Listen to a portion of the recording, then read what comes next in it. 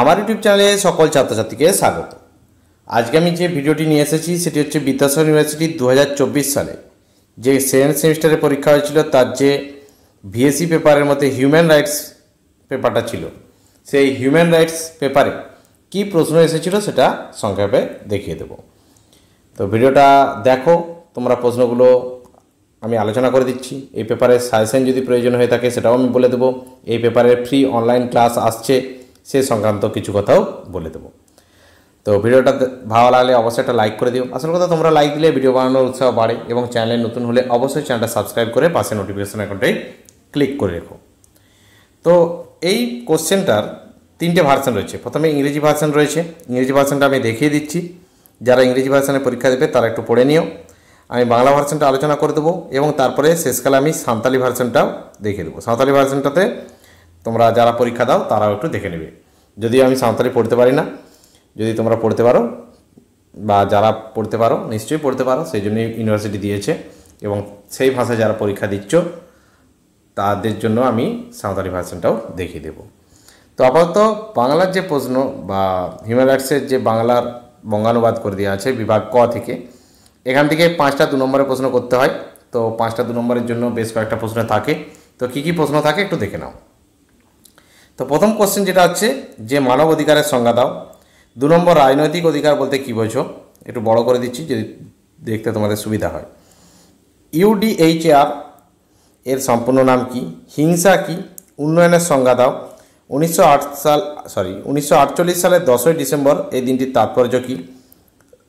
ভারতের একজন বয়স্ক নাগরিকের 2টি গুরুত্বপূর্ণ অধিকার উল্লেখ করো এবং শিশু শ্রমের সংজ্ঞা দাও। এই 8টি প্রশ্ন মধ্যে 5টি করতে হবে। এরপর আসছি বিভাগ খ থেকে। বিভাগ খ থেকে তোমাদের করতে হবে 2টি প্রশ্ন, ঠিক আছে? 5 দুগুণে 10। তো বিভাগ খ থেকে যে 5 নম্বরের প্রশ্নগুলো করতে হবে সেগুলো দেখে নাও। প্রথমে আসছি যে ইউডিএইচআর এর তাৎপর্য বর্ণনা করো। তারপর উন্নয়নের অধিকারের তাৎপর্য এবং প্রাসঙ্গিকতা আলোচনা করো। তারপরে ভারতের মানব অধিকার লঙ্ঘনের প্রতিকারসমূহ চিহ্নিত করো। এই প্রশ্নটা খুব ইম্পর্ট্যান্ট প্রশ্ন। তারপরে কিভাবে ভারতের জাতীয় মানবাধিকার কমিশন শিশু অধিকার রক্ষা করে, এই প্রশ্নটাও পড়েছে। এই প্রশ্নটাও ইম্পর্ট্যান্ট কোশ্চেন ছিল। তারপরে আচ্ছা, এই 4টেই ছিল তোমাদের 5 নম্বরের জন্য। ক্লিয়ার? এবার আসছি বিভাগ গ থেকে। বিভাগ গ থেকে তোমাদেরকে 2টো প্রশ্ন করতে হয়। 2টো প্রশ্নের মধ্যে 2টো কিন্তু 10 নম্বরের প্রশ্ন বিভাগ গ থেকে, ঠিক আছে? 2টো প্রশ্ন কি কি আছে একটু দেখে নাও। তো প্রথম প্রশ্ন যেটা রয়েছে, অর্থনৈতিক, সামাজিক এবং সাংস্কৃতিক অধিকার সম্পর্কিত আন্তর্জাতিক চুক্তি 1966-র একটি সংক্ষিপ্ত বিবরণ দাও।